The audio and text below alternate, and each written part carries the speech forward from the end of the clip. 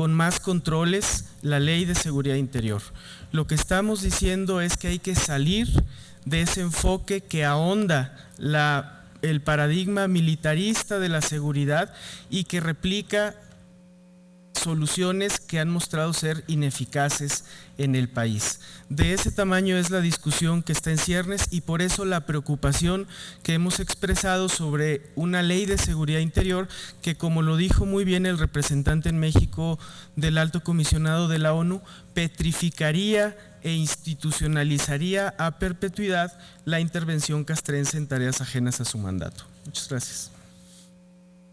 Muchísimas gracias. Ahora tiene la palabra Abel Barrera del Centro Tlachinoyan. Muy buenas tardes.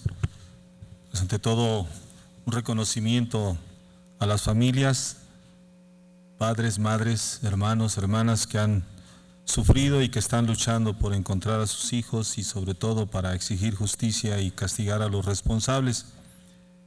Como Centro de Derechos Humanos de la Montaña, que estamos en la región más pobre del país, en esta parte agreste de nuestra geografía del sur, queremos sobre todo hablar con esa evidencia de lo que ha significado la militarización en Guerrero.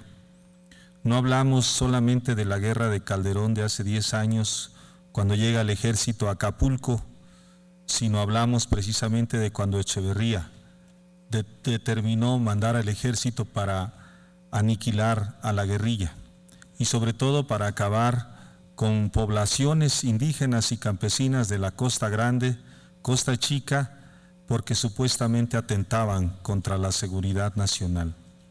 Desde esa visión militarista se naturaliza la presencia del ejército en la década de los 70s, y lamentablemente esto tuvo como consecuencia graves violaciones a derechos humanos como las desapariciones forzadas que se dieron. Hace un momento estuvo Tita Radilla, quien lleva ya más de 40 años buscando a su padre y precisamente dice que hoy cumple años Rosendo Radilla.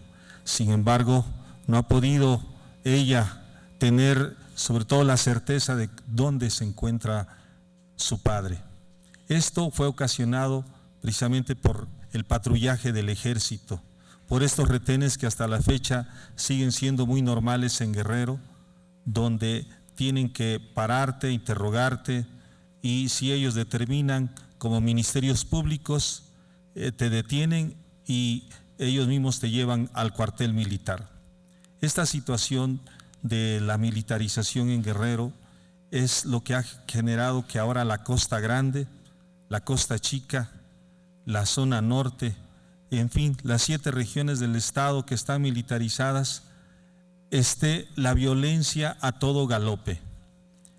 Nosotros pensaríamos que después de 40 años de esta militarización estaríamos más seguros, estaríamos sobre todo con un ambiente de mayor tranquilidad entre los guerrerenses. Hoy sabemos que Guerrero es el estado más violento y más inseguro del país. Acapulco ocupa de las ciudades más violentas del mundo. Y en esta región, bueno, Costa Grande, donde se asentó el ejército hace 45 años, es de las más inseguras. Aquí está el senador como testigo de lo que significa ahora la presencia del ejército coludidos con miembros del crimen organizado, o lo que hemos documentado con el caso de Inés Fernández y Valentina Rosendo, 2 indígenas que fueron violadas por el ejército en el 2002 en la región de la montaña, en Ayutla y Zacatepec, donde precisamente 2 mujeres que en su casa hacían sus labores domésticas y otra de ellas, Valentina, lavaba su ropa, hasta ahí llegó el ejército y las violó. No hubo justicia porque ninguna autoridad civil se atrevió a investigarlos. Ellas, sufriendo persecución, amenazas, tuvieron que alzar la voz y llegar hasta la Corte Interamericana de Derechos Humanos. Hasta ahí tuvieron que declarar la violencia institucional castrense que se perpetra contra mujeres indígenas. Esa es la situación que vivimos, esa es la evidencia de las víctimas de las regiones donde realmente el ejército, en lugar de garantizar seguridad, ha causado terror.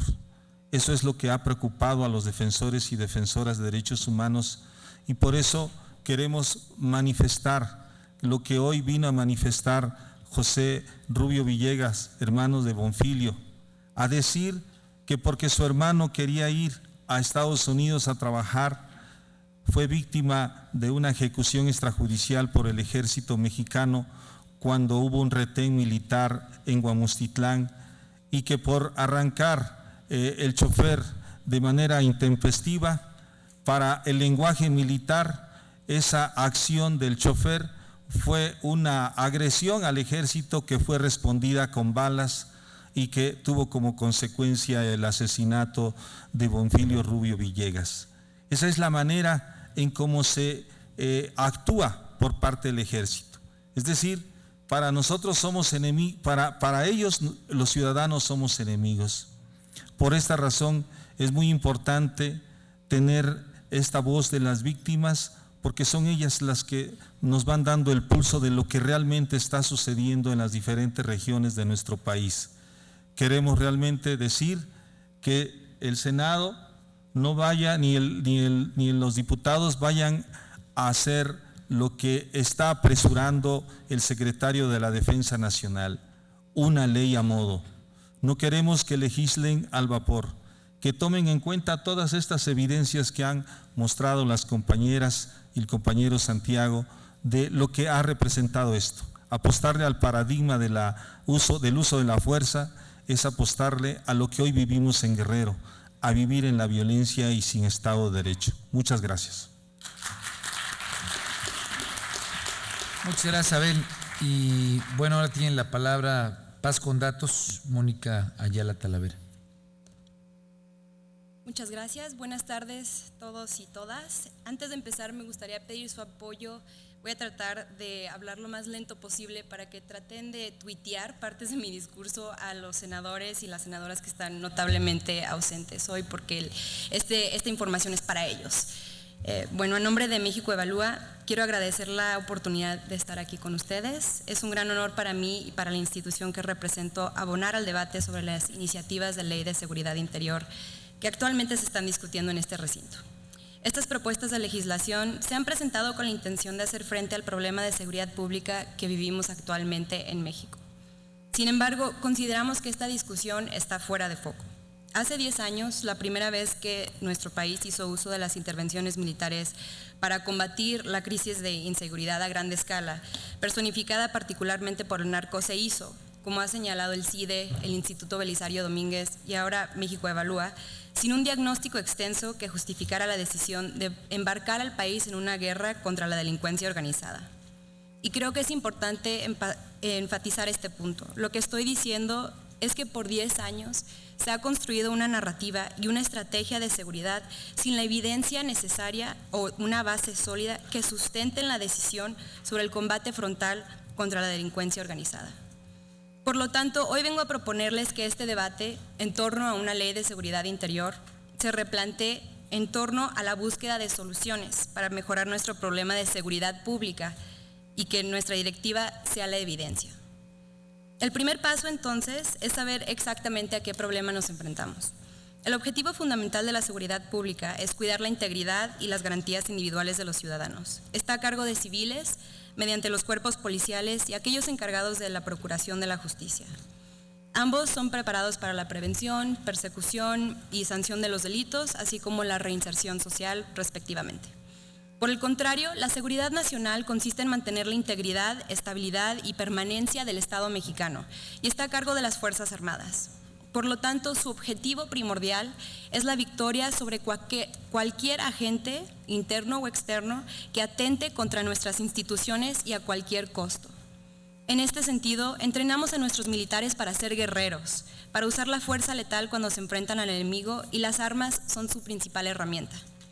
Esta distinción es simple y se hace a propósito. Un cuerpo es creado para eliminar al enemigo y el otro para prevenir e investigar delitos.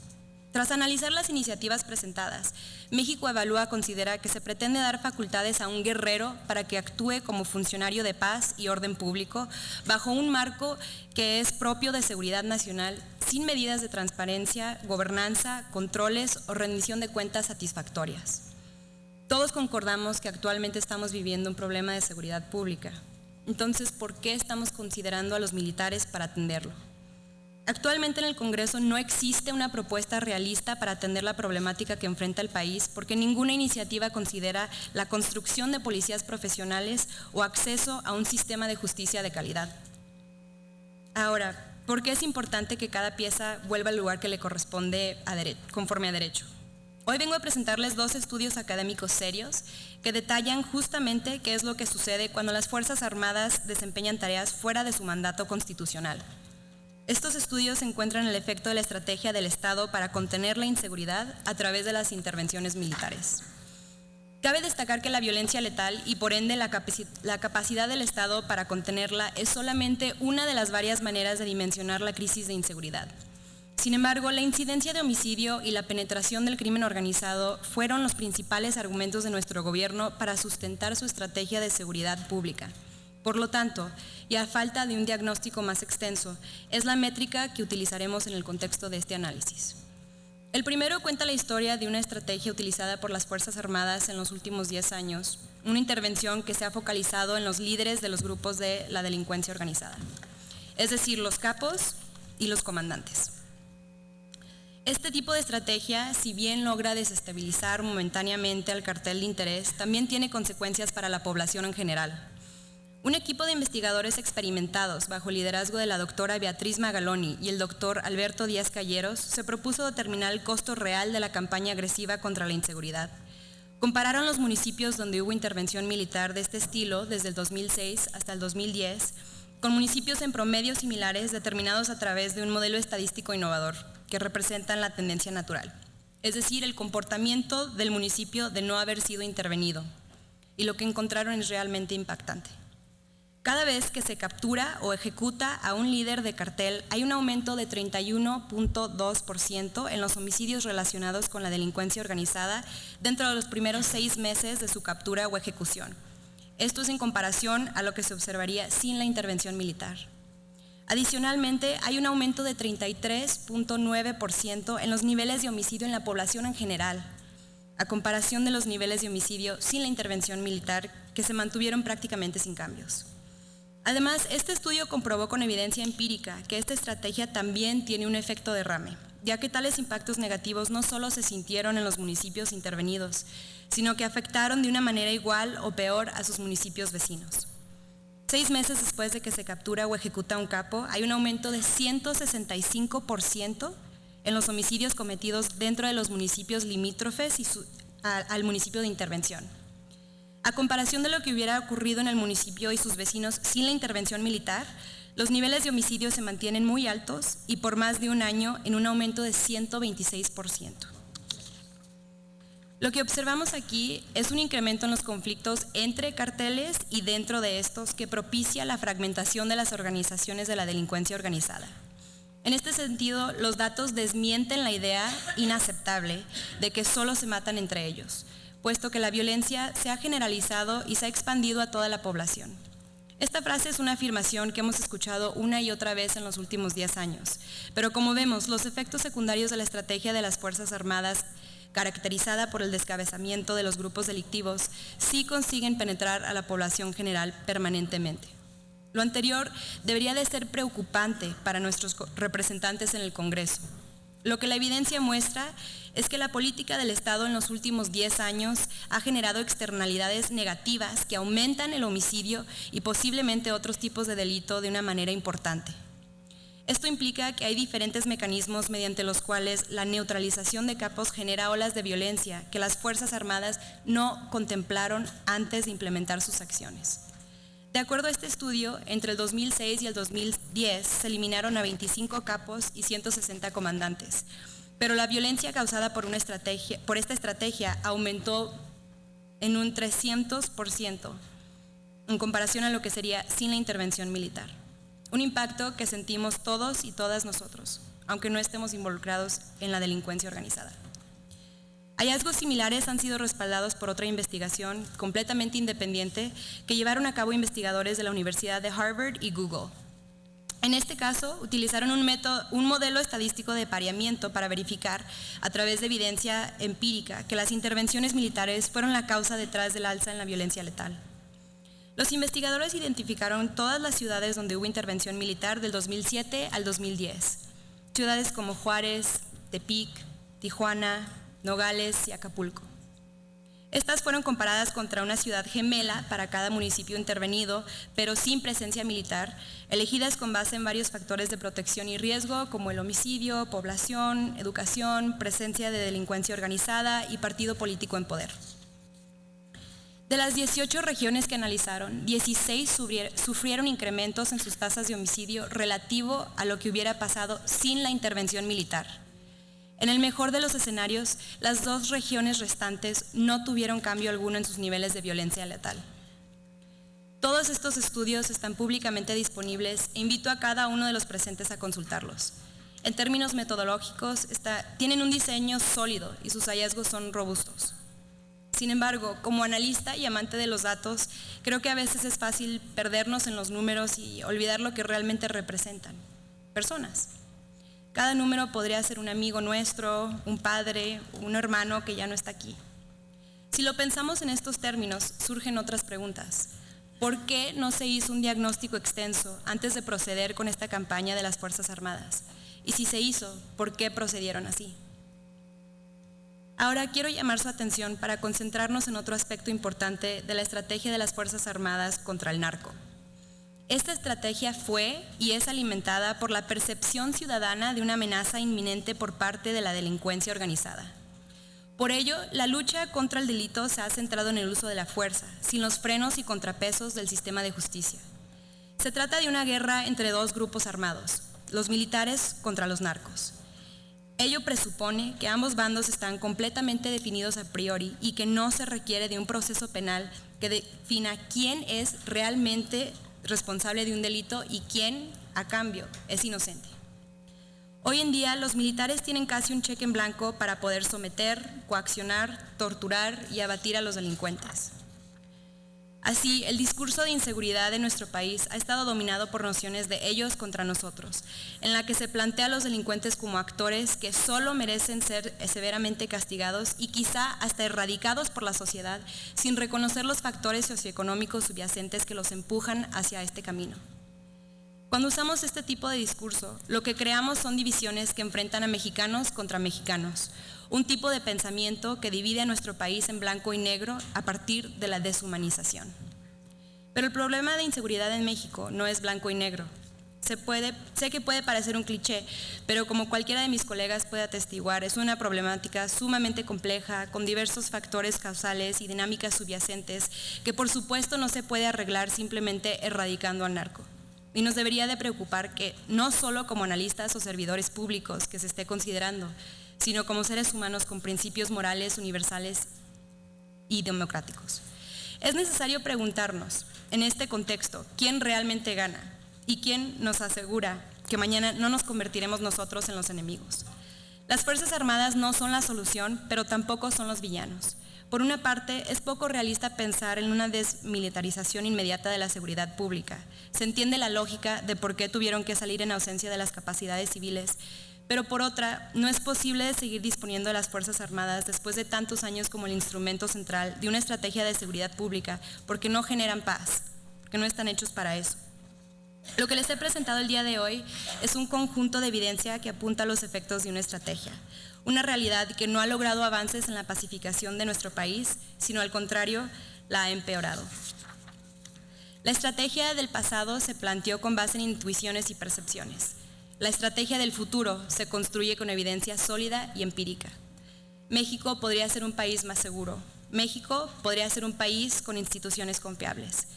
México podría ser un país que no viva en un permanente estado de excepción. Pero para que eso suceda, necesitamos tomar acción. Hay que apostar por nuestros policías, hay que invertir en nuestro sistema de justicia y hay que devolverle el poder a los civiles. Gracias. Muchas gracias a Mónica. Con eso hemos terminado el grupo que presenta. Yo solamente quiero hacer una consideración que me mueven, obviamente todas las presentaciones, pero especialmente el cierre de parte de Mónica y la forma en la que José de Chilapa había hecho el comentario. Yo creo que este foro o estos foros o la dinámica que se puede establecer a partir de un encuentro de esta naturaleza y los que se den, tienen que tener como finalidad buscar no generar una estigmatización del proceso terrible que estamos viviendo. Me motivó mucho el comentario porque hace 4 años, cuando yo era diputado federal, por la Costa Grande precisamente, hubo algún enfrentamiento en Pizotla, en alguna de estas comunidades de hasta arriba de la Sierra Madre del Sur, en la cual había habido un enfrentamiento. Entonces estaba la Marina encargada del cuidado de esa parte del macizo boscoso de la Sierra Madre del Sur. Y bueno, pues yo era coordinador de los diputados del PRD. Me presentaron el tema, la confrontación. No me acuerdo si habían matado gente o había habido, digamos, había una denuncia de violaciones a derechos humanos. Yo presenté un punto de acuerdo sobre ese asunto, pues planteando, oiga, esto no debería ocurrir, se deberían de respetar los derechos humanos, más o menos esa era la idea. Y caso seguido recibí muchísimos reclamos de parte de gente, especialmente de la Tierra Caliente, que me decían, oye, los únicos que nos están cuidando son los militares y los estás atacando. Digo, me parece que es importante, por lo menos les comparto esta experiencia personal, porque hay, digamos, un colapso de la institucionalidad en el país, donde creo que poner luces, digamos, blancos y negros es equivocado si lo que queremos aterrizar es de la evidencia terrible que tenemos desde los comentarios de víctimas hasta los datos duros. Pues la verdad es que lo que quisiéramos es que la institucionalidad en el país se renovara, se lograra imponer como una institucionalidad que sea creíble y que respete no solamente los derechos humanos, sino que cada uno de los componentes esté operando adecuadamente. Cuando yo pongo el tema de la corrupción del poder civil, pues me parece que ese es uno de los puntos nodales. Hoy lo que tenemos es un país que está viviendo una de las últimas etapas de su modelo presidencial. Y hay 2 debates instalados. Ahorita que estaba viendo, digamos, con quienes hemos estado, está por aquí Laida, pues está la otra discusión, que es el cómo garantizamos una fiscalía autónoma, que medianamente le dé capacidad, digamos, al poder civil de investigar, de generar una política criminal, cosas que no tenemos, que no existen, que pareciera que luego las analizáramos como si existieran, y no existe procuración de justicia plena en el país. Entonces hoy estamos en una disyuntiva: o nos vamos por la parte fácil de un modelo donde le demos al ejército pues todas las capacidades, o garantizamos que el poder civil sea el que esté obligado a responder frente a las violaciones de derechos humanos. Creo que esa es la disyuntiva. Ahora, estigmatizar al ejército, por lo menos pongo mi posición, les doy mis claroscuros que tengo, entendiendo los excesos y donde me parece que hay que revisar con puntualidad si es un fenómeno sistémico o es un fenómeno casuístico. Yo soy de los que quiere pensar que las instituciones pues tienen dinámicas que hay que transformar y que hay que cambiar los incentivos. Si un gobernador termina clara y evidentemente metido en el tema de la desaparición de 43 chavos, pues hay que ir contra el poder civil. ¿Me explico? Digo, porque ya si en el adicional está el poder militar, pues es parte de un esquema, pero lo que queremos de una democracia pues es que el poder civil, que es por el que se vota, sea el que le rinda cuentas a la gente. Entonces, digo, sin caer, digamos, en una posición, solamente quiero dejar ese planteamiento, porque a mí me ha tocado pues, también estar reunido con militares que me dicen, es que ya no queremos estar metidos en esta joda. Digo, lo quiero poner un poco porque como mexicanos me parece que es el tipo de diálogo que deberíamos de tener capacidad, y el Senado debería tener la capacidad de darle, me gusta mucho como lo plantea Ina, un orden lógico a la secuencia del cambio legislativo. Si no tenemos una priorización del poder civil respondiendo y rindiendo cuentas en sus fracasos en el debate legal o legislativo, pues me parece que estamos poniendo al revés el orden de los factores, y siempre así terminaremos con un mal resultado. Entonces, termino nada más dejando tal vez algunos compromisos por parte mía como alguien interesado en trabajar como senador por Guerrero sobre todo. Yo creo que se tiene que hacer como una coalición, y aquí está la senadora Marta Tagle, y creo que tiene que ser una coalición de senadores, de organizaciones, que un foro de esta naturaleza pues le demos una dimensión mucho mayor en términos de impacto, mucho mayor en términos del diálogo y mucho mayor en términos de las capacidades interpretativas de las distintas posiciones. Yo creo que es indispensable hacerlo en lo inmediato y con una condición de emergencia, pues porque ya escucho que los opinadores del tema pues están en los programas de radio y teniendo la experiencia sobre el particular, pues eso significa que va a haber pronto, de buenas a mañanas, un dictamen y el fregadazo de pronto, y entonces y hay que involucrar en esto también al ejército para que el diálogo pueda ser un diálogo que como mexicanos nos permita pues ver el colapso institucional que tenemos y que tenemos que sacar adelante. Muchas gracias por estar el día de hoy aquí, y ahora le toca a la senadora Marta Tagle.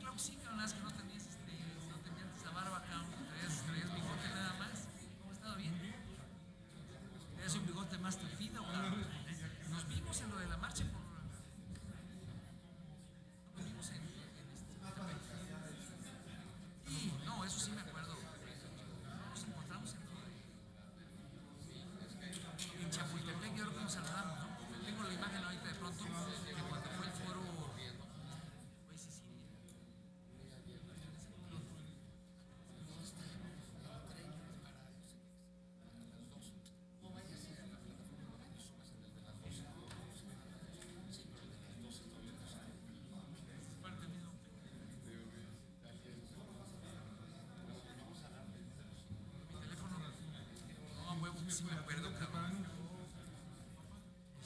Ahí anda el cabrón. Déjame saludarlo más a Marta.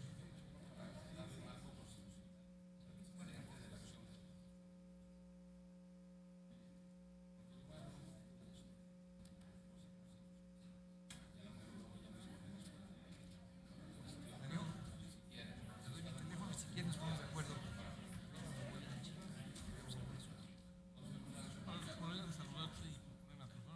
Y anda cerca de aquí regularmente. ¿Por qué no puedes salir? Bueno, vamos a dar de inmediato inicio a esta mesa porque como saben vamos retrasados y todavía después falta una más. Y además me parece muy importante dar paso a esta mesa que se llama Que hable la Constitución. Quisiera pedirles a los que se están despidiendo, si son tan amables de hacerlo afuera para poder continuar con esta mesa. Antes, como preámbulo, me gustaría decir que me parece importante que se estén haciendo este tipo de diálogos, porque lo que veíamos en el legislativo a principios de año, me parece que el escenario ha cambiado de manera importante, porque a principios de año, cuando se presentaron estas iniciativas, veíamos venir el acuerdo político sin mayor contrapeso para avanzar sin ninguna dilación en legislar en esto que le han llamado seguridad interior, no importando lo que dice la Constitución, no importando lo que dicen las víctimas, no importando todo lo que hoy se ha escuchado acá. Y me parece importante lo que ha hecho la sociedad civil para lograr detener este proceso, incidir y estar en este momento discutiéndolo entre nosotros al menos, pero además me parece con un impacto como el diálogo que se está dando el día de hoy, después de haber escuchado los testimonios que se han escuchado, después de escuchar la mesa que acaba de terminar y lo que habrán de decir en esta mesa, me parece que cada vez más se quedan sin elementos legales ni políticos, jurídicos ni sociales para avanzar en una legislación como se había venido planteando. Y esa me parece la importancia de este tipo de diálogos, de foros, y para poder seguir incidiendo. Y como les decía, en esta mesa nos queremos centrar en lo que dice la Constitución. Ya hemos escuchado en diferentes foros cuáles son las facultades, por una parte, que tiene el legislativo para avanzar o no en una legislación de esta naturaleza, por lo menos en las iniciativas que se han presentado, si tenemos o no la facultad constitucional para avanzar en esa legislación, y por otra parte, para hablar sobre la constitucionalidad de las acciones del ejército en las calles y cómo después de 10 años de esta estrategia y el ejército en las calles con o sin facultades para ello constitucionales, lo que ha venido pasando de cara a lo que dicen nuestras leyes. Y eso es lo que hoy, con juristas muy destacados, reconocidos, constitucionalistas, nos vamos a analizar. En primer lugar, estaría dándole la palabra a Santiago Corcuera, en segundo lugar a Edgar Cortés y finalmente a Pablo Girault. Si no me equivoco, quedamos en ese orden, y sin más preámbulo le pediría su intervención a Santiago Corcuera, intentando pues que sean unos 15 minutos para que demos cauce, y ahí está el semáforo, el reloj, para poder seguir el tiempo. Gracias.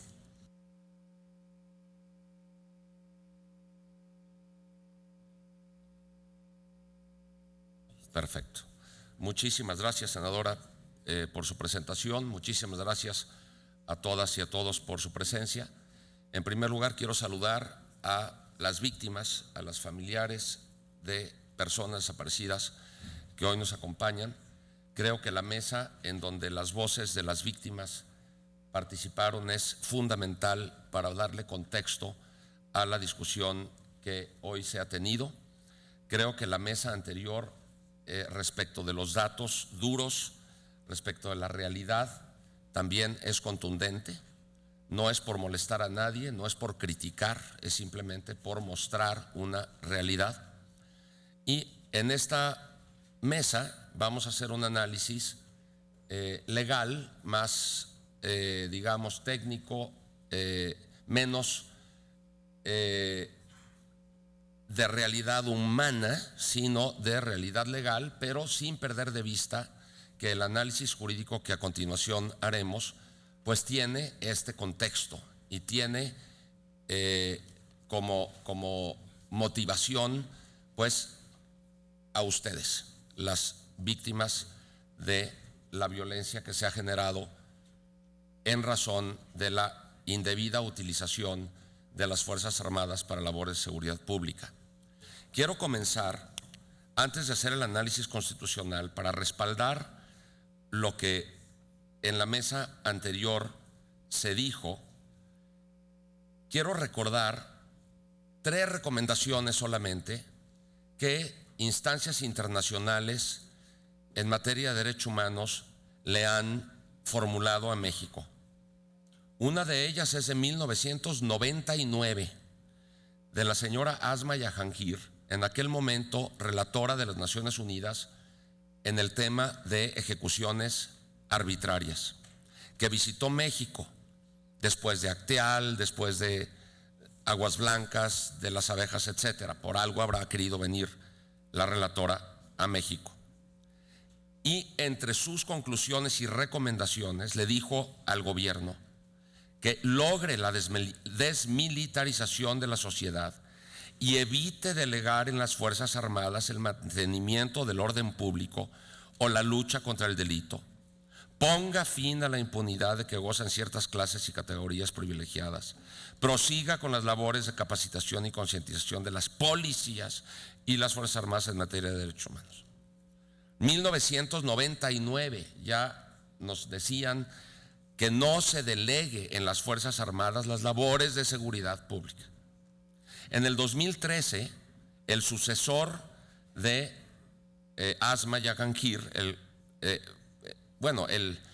no el inmediato posterior, porque el inmediato posterior fue Philip Olson, que nunca pudo venir a México, sino hasta el 2013, cuando Christoph Heinz, titular del mismo mandato, le recomienda a México que no se usen a las Fuerzas Armadas en materia de seguridad pública. Y en el 2011, un poco antes que el señor Heinz viniera a México, el grupo de trabajo sobre desapariciones forzadas visitó el país y le recomendó a México que considere en el corto plazo el retiro de las fuerzas militares de las operaciones de seguridad pública y de la aplicación de la ley penal como una medida para prevenir las desapariciones forzadas. Es decir, hay una consistencia muy clara entre lo que hemos escuchado y las recomendaciones de las instancias internacionales en esta materia. Y, insisto, no es por molestar a nadie, es simplemente por reiterar lo que las instancias internacionales han dicho. El propio relator Christoph Heinz dice que es evidencia que el uso de las Fuerzas Armadas, ahí en donde se toma esa decisión, no importa el país, conduce a una espiral de violencia. Ahora, después de esto, quisiera referirme a los orígenes del debate jurídico sobre si las Fuerzas Armadas pueden o no participar en labores de seguridad pública. Y esto se remonta a la expedición de aquella ley de seguridad pública que estableció las bases de coordinación en los años 90 y como el 9 de enero de 1996, 166 diputados de la 46ª legislatura presentaron una acción de inconstitucionalidad en contra de la ley correspondiente respecto de la conformación del Consejo Nacional de Seguridad Pública, y ellos aducían que era inconstitucional que en el Consejo Nacional de Seguridad Pública participaran la Secretaría de la Defensa Nacional y la Secretaría de Marina. Por cierto, es curioso que entre los diputados que interpusieron esta acción de inconstitucionalidad, recordemos en tiempos de Zedillo, estuvieran muchos diputados panistas que cuando después fueron senadores en tiempos de Calderón y hubo en este salón un punto de acuerdo, una solicitud de punto de acuerdo por otro partido diciendo que se retiraran las Fuerzas Armadas de las labores de seguridad pública, entonces los panistas que interpusieron esta acción de inconstitucionalidad votaron en contra del punto de acuerdo porque como Calderón era panista, pues les parecía bien que en ese momento sí participaran las Fuerzas Armadas en labores de seguridad pública. Es en lo que yo luego no comprendo las convicciones de las facciones o fracciones políticas, porque dependiendo de quién está en el poder, pues cambian de convicciones. Las convicciones, por lo tanto, parecen no estar arraigadas en la razón, sino en el colorido político, lo cual me parece absolutamente lamentable. Pero sin embargo, no se dice pero sin embargo, Al interponer esta acción de inconstitucionalidad, la Corte concluyó, entre otras preguntas que se hizo, si las Fuerzas Armadas podían auxiliar a las autoridades civiles en materia de seguridad pública en tiempos de paz, y concluyó que es constitucionalmente posible que el Ejército y la Fuerza Aérea y la Armada, en tiempos que no se haya decretado suspensión de garantías, puedan actuar en apoyo de las autoridades civiles en tareas diversas a la seguridad pública. Por ello, de ningún modo puede hacerlo por sí y ante sí, sino que es imprescindible que lo realicen a solicitud expresa, fundada y motivada de las autoridades civiles, y de que sus labores de apoyo se encuentren subordinadas a ellas, es decir, las autoridades civiles, y de modo fundamental al orden jurídico previsto en la Constitución. Dicho sea de paso, parece que las iniciativas de seguridad interior que están a consideración no respetan acaso este indicativo que hace la Corte de que actúen siempre en auxilio de la autoridad civil y subordinadas a la autoridad civil, y no ante sí y por sí. Pero lo interesante de esta sentencia de la Corte es que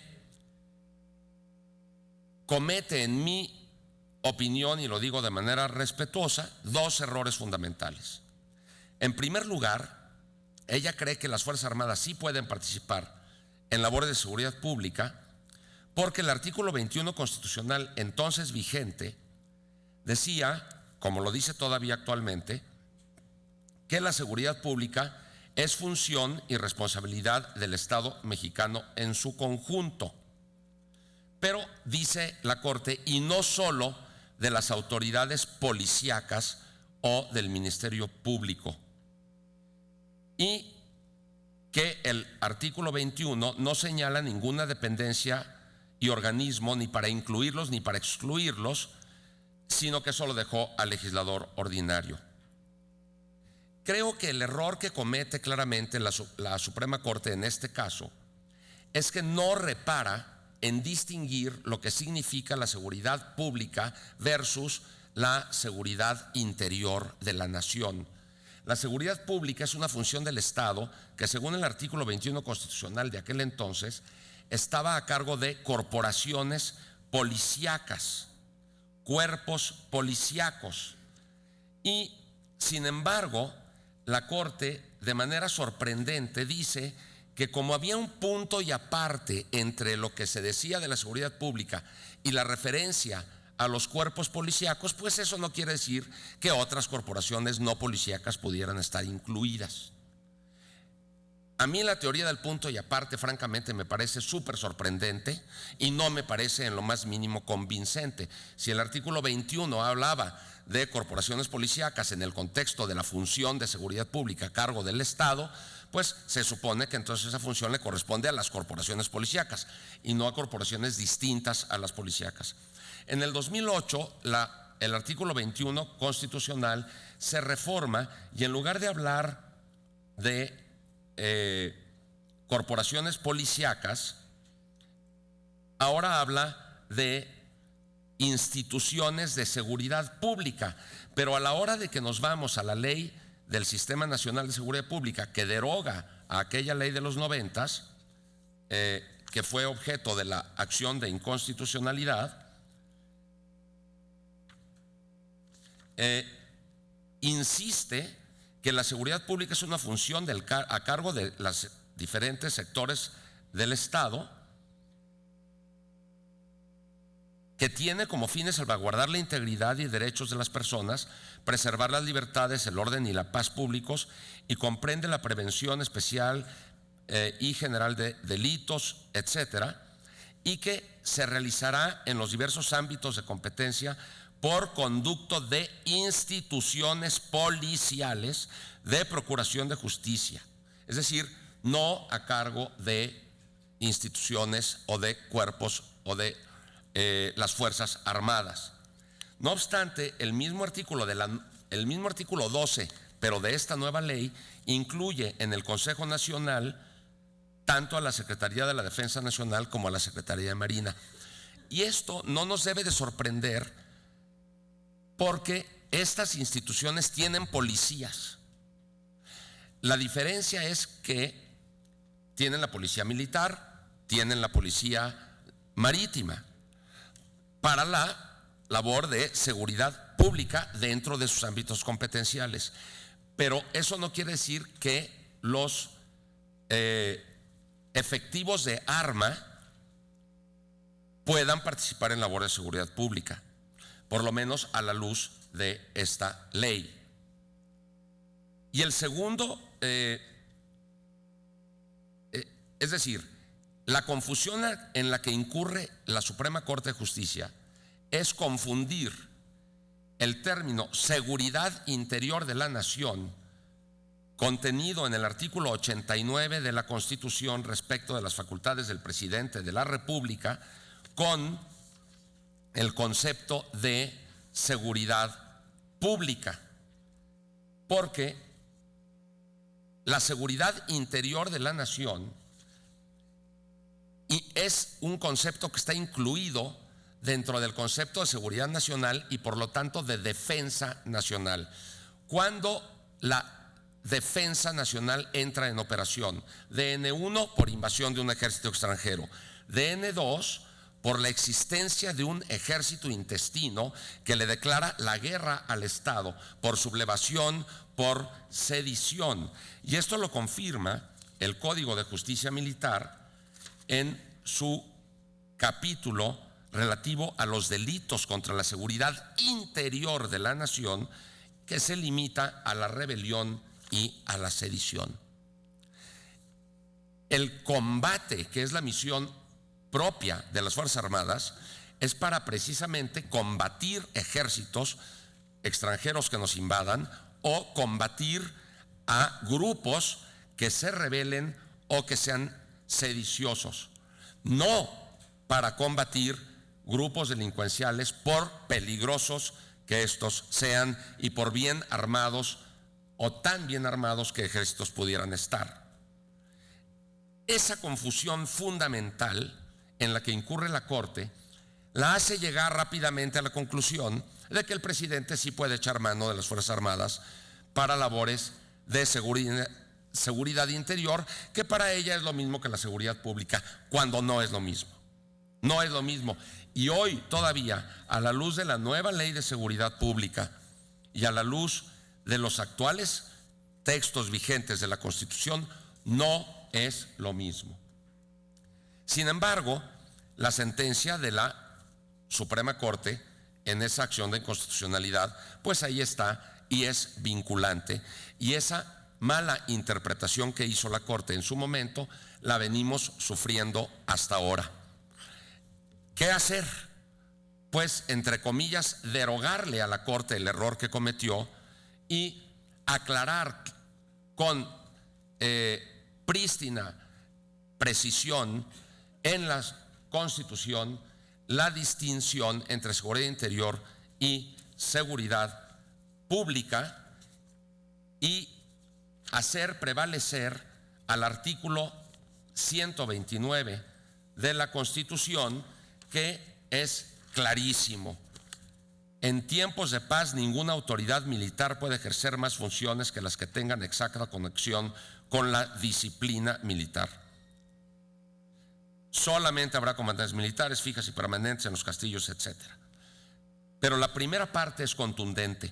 En tiempos de paz, es decir, cuando no haya una invasión de un ejército extranjero o cuando no haya una sedición o una rebelión, como la situación en la que estamos ahorita, situación que es de extrema violencia, pero no de guerra, estrictamente hablando, entonces la autoridad militar no puede ejercer más funciones que las que tengan exacta conexión con la disciplina militar. ¿Qué cuerpos de seguridad deben usarse para enfrentar a cuerpos tan poderosos como a organizaciones tan poderosas como las del crimen organizado? Cuerpos policíacos de seguridad pública integrados por civiles. Y voy a decir por último algo también con mucho respeto. Así como el hábito no hace al monje, el uniforme tampoco hace al policía.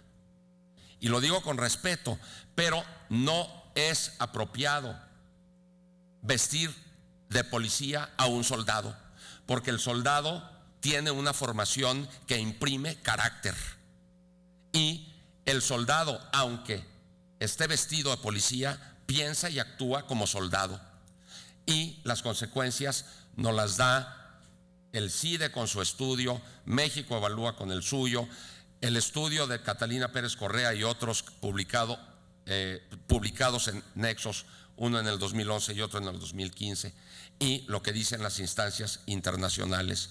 Si los soldados, vestidos de soldados o disfrazados, lo digo con respeto, de policías, actúan en labores de seguridad pública, actuarán como soldados, como si estuvieran en guerra, y sucederán masacres como Tlatlaya, como Tanuato, como Nochistlán y otros. Muchas gracias.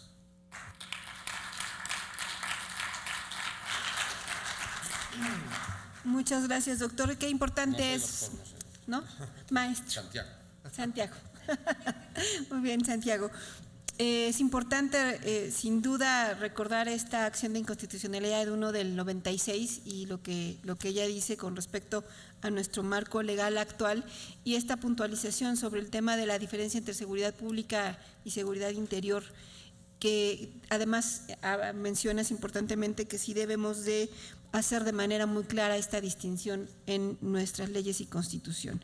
Y por supuesto este tema de las policías de las que tanto se ha hablado, que me parece que además justo estas discusiones que están en el Congreso, por ejemplo, tenemos desde hace mucho toda la discusión del mando mixto, mando único, que ahí sigue atorada en el Congreso, la propia las leyes en materia de suspensión de garantía, la reglamentaria del 29, ahí están, y sin embargo querían apresurar una legislación en materia de seguridad interior antes de pasar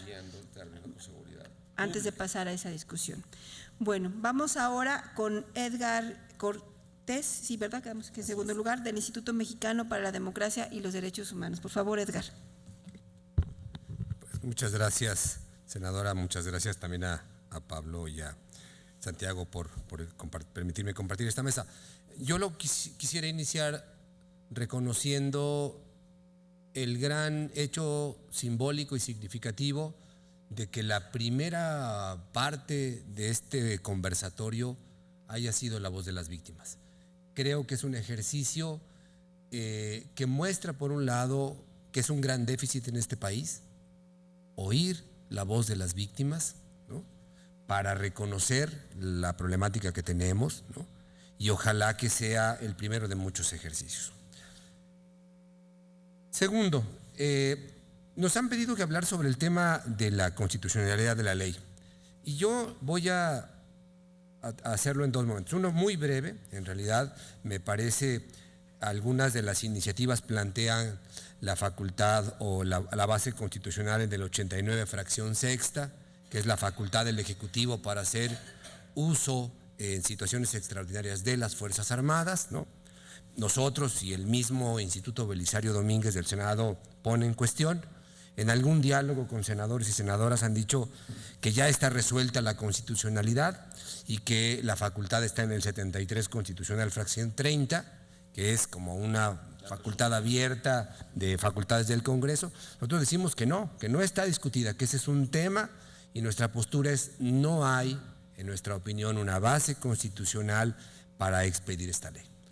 Y no me quiero centrar allí porque quiero ver a la Constitución, digamos, como un gran acuerdo jurídico y político que trata de establecer las bases para resolver nuestros problemas. Y en ese sentido voy a hacer referencia al artículo 21 constitucional, al 29 y al 129. Entonces, ya en muchos momentos, cuando hemos planteado esto, se nos ha cuestionado, se dice: bueno, entonces ustedes quieren que se mantengan las cosas. Por supuesto que no. Queremos que haya un plan de regreso progresivo de las Fuerzas Armadas a los cuarteles. Nos han dicho también: entonces ustedes quieren que los militares se vayan mañana y que la población quede a merced de la delincuencia organizada. No, por supuesto que no. Somos muy realistas y sabemos que hay que construir institucionalidad civil para que estemos en condiciones para que eso suceda.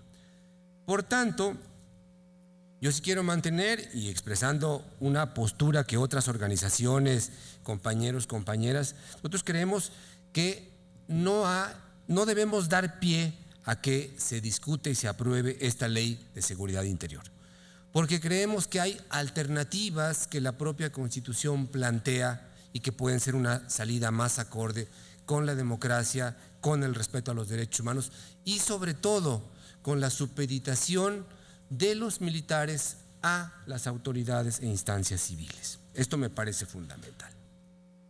Entonces, en ese sentido, yo lo que quisiera decir es, tenemos el artículo 21, ya se ha hecho referencia, que se establece que las instituciones civiles son las encargadas de dar seguridad pública, ¿no?, que supone la prevención, la investigación, la persecución. Digamos que este sería el modelo ordinario para darle seguridad a la ciudadanía. Pero si el modelo ordinario no funciona, como hoy todos y todas reconocemos, entonces hay que ir a lo extraordinario. Y lo extraordinario está previsto en el artículo 29 constitucional, que establece que en situaciones extraordinarias se pueden restringir derechos y afectar garantías. ¿Para qué? Para hacer medidas extraordinarias.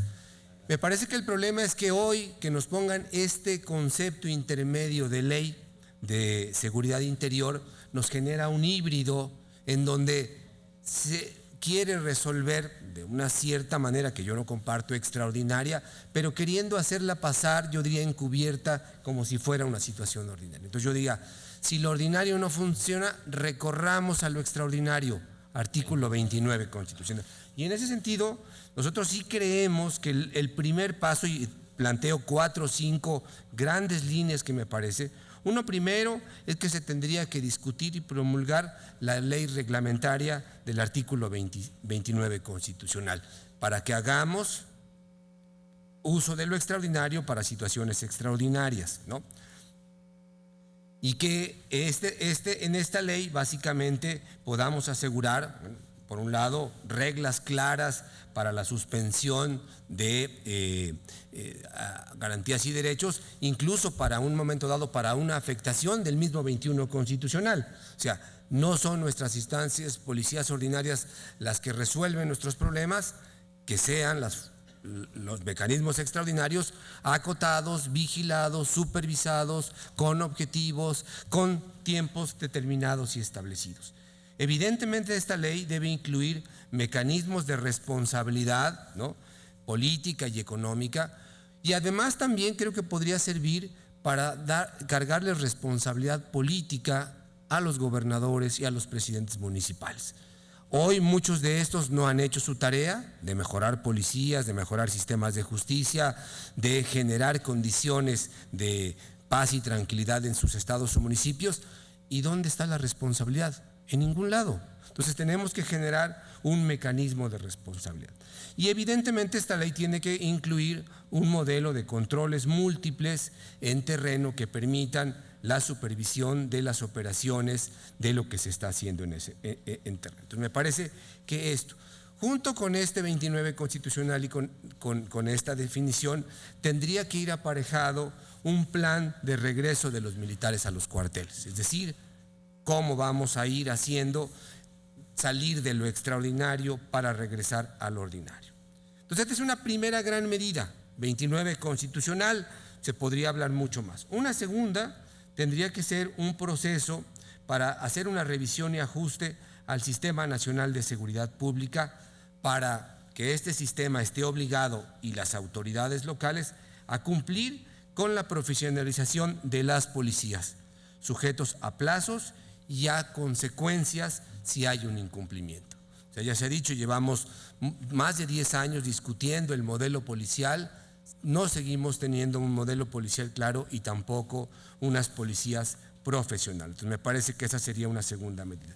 Una tercera, creo que hay que pensar y ahora vincularlo con el desarrollo del Sistema Nacional Anticorrupción, cómo se generan toda una serie de mecanismos de vigilancia y combate a la corrupción en todos estos ámbitos, ¿no? Evidentemente nadie es ajeno al tema de que en las policías hay problemas de corrupción y hay que establecer. Aquí está Marie Claire, que es parte del Consejo, probablemente dirá alguna palabra, pero creo que ese es un gran tema. Un cuarto punto me parece es que hay que hacer un plan de consolidación del sistema penal acusatorio. En junio del año pasado se completó el plazo, los 8 años que dio la reforma constitucional para establecer el sistema penal acusatorio. Escasamente logramos llegar un poco de panzazo a la implementación, pero me parece que hoy tenemos grandes retos. Uno es, primero, ya se mencionó, la transición de la Procuraduría General de la República a Fiscalía, y una Fiscalía que realmente sea autónoma, es decir, un órgano de contrapoder. Y lo otro, y aquí quisiera hacer un llamado al Senado y a la Cámara de Diputados a reunir evidencia de qué hay que mejorar.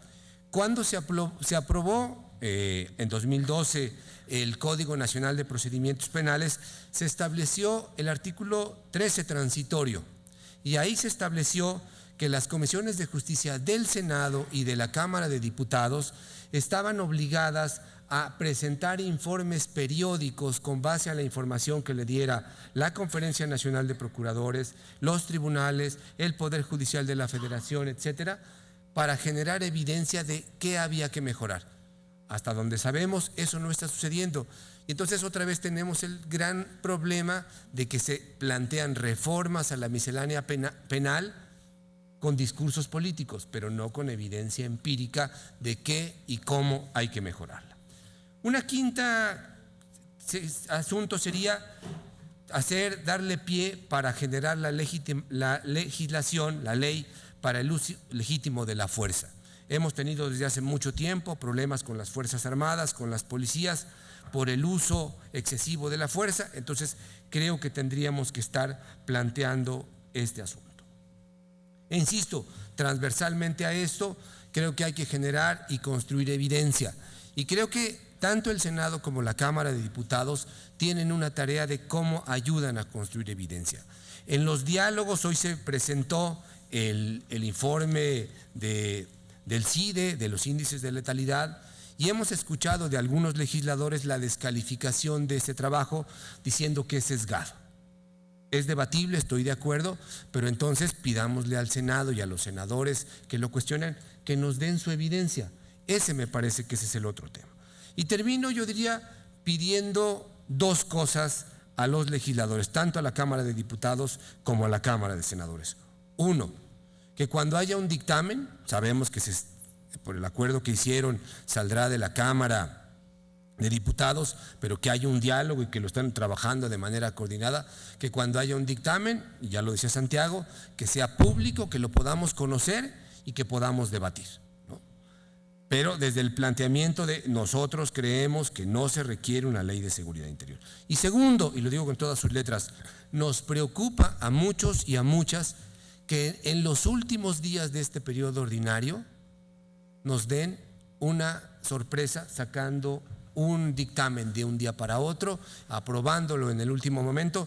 Todos y todas hemos visto que los últimos 1 o 2 días del periodo se aprueban muchas leyes y desafortunadamente no siempre ni los legisladores y legisladoras y menos la sociedad sabemos a ciencia cierta qué se está aprobando. Entonces queremos una discusión abierta, clara y no una aprobación en lo oscurito y a espaldas de la sociedad. Muchas gracias.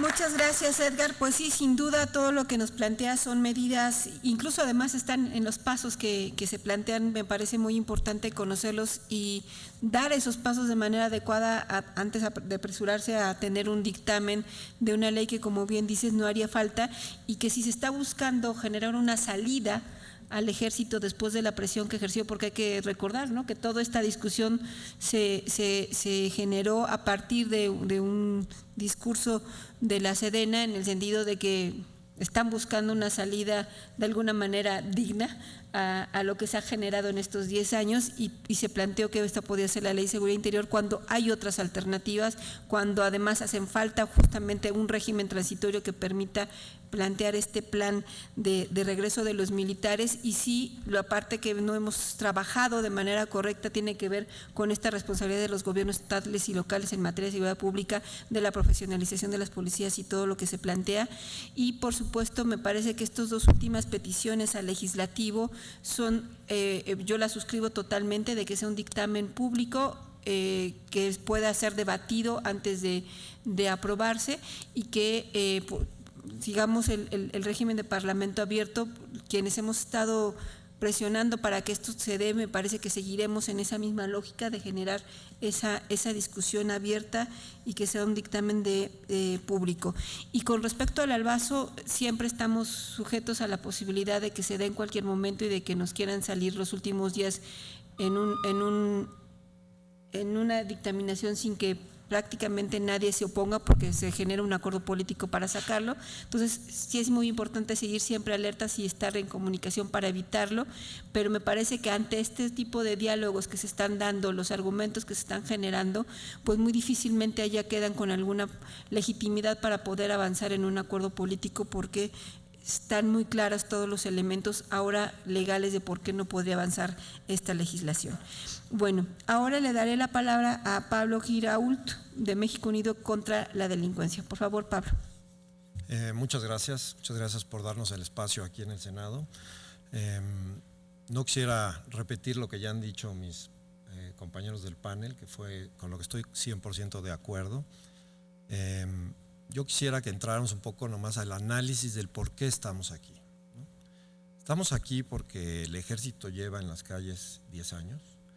Lleva en las calles, quizá en el inicio se podría haber justificado la salida en el sentido de que en un momento, en un estado, la delincuencia estaba tomando los poderes de ese estado, pero en ese mismo estado, 10 años después, sigue el ejército, ha habido elecciones, se ha regularizado, digamos, la vida democrática, y sigue existiendo un problema de criminalidad.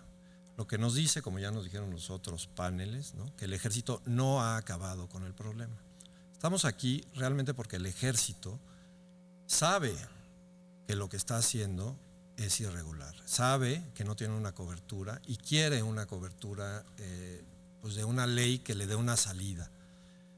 Yo siento a un general, un ejército frustrado en el sentido de que llevan años combatiendo, ellos no están capacitados para combatir esto y no pasa nada, ¿no? Y entonces hay que analizar la razón real de lo que está sucediendo. Lo que está sucediendo es básicamente que tenemos un régimen en donde no hay procuración de justicia, en donde la justicia es política, en donde la justicia se usa para dar impunidad a los mismos miembros del gobierno, y esa justicia pues no sirve, si no sirve para unos, no sirve para ningunos. Y el crimen organizado ha penetrado los estados. Entonces, este panel es el análisis constitucional de si se puede o no se puede. Yo pienso que hoy en día ya los elementos para resolver el problema existen en la Constitución. No se necesita una nueva ley. Lo que se necesita es simple y sencillamente que nuestras autoridades se decidan a usarla. No quieren pagar los costos políticos, ¿no? Si ellos dicen que un estado está tomado, si es de tal la emergencia, pues simplemente que suspendan el 29 o, ya en su caso, suspendan los poderes y la federación meta a la cárcel a todos los que tiene que meter a la cárcel, deshaga todas las redes, incluyendo las redes de gobierno que están coludidas, y después reinstale el orden jurídico civil. Lo que tenemos es con estas leyes es un intento de darle la vuelta a no usar la Constitución y no pagar los costos políticos que eso implica, porque es reconocer que esto está sucediendo. Todos sabemos que esto está sucediendo, pero no lo quieren hacer efectivo. Por mi parte, creo que pasar esta ley será un error grave. Por más controles civiles que se le quiera poner al ejército, una vez que el ejército tenga una ley que le permita estar en la calle haciendo funciones de policía, será muy complicado sacarlo de las calles. Gracias.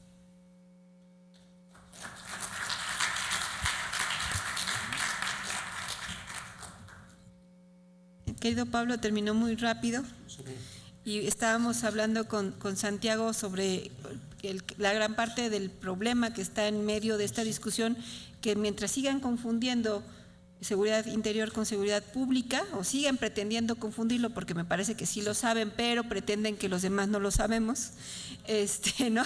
Y legislar de esa manera, pues para regular algo que durante 10 años hemos visto, y ya oímos los testimonios de la mañana, lo que ha generado estos 10 años, ¿no? O sea, esta ley no habla de combatir. A lo que le decía yo a la senadora, esta ley en realidad no habla de la función del ejército en el combate, ahí sí, correctamente utilizado el término, de sediciones y rebeliones, sino que habla bajo el título de seguridad interior de una serie de funciones que son de seguridad pública. Entonces, hasta el título de las iniciativas está mal, comenzando por eso. Perdón por la intervención y la injundia, disculpe. Pero es que, caray.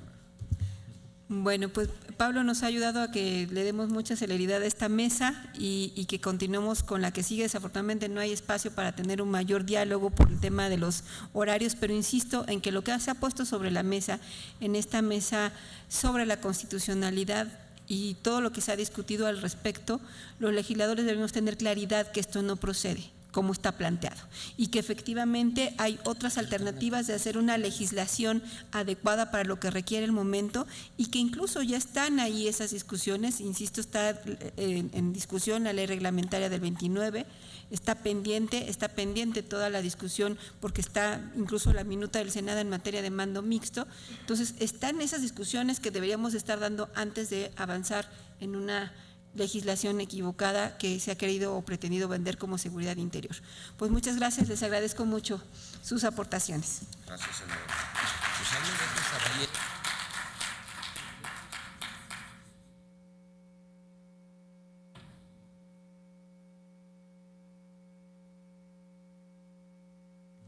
Damos paso a la siguiente y voy a quedarme en la que sigue, entonces aquí los veo.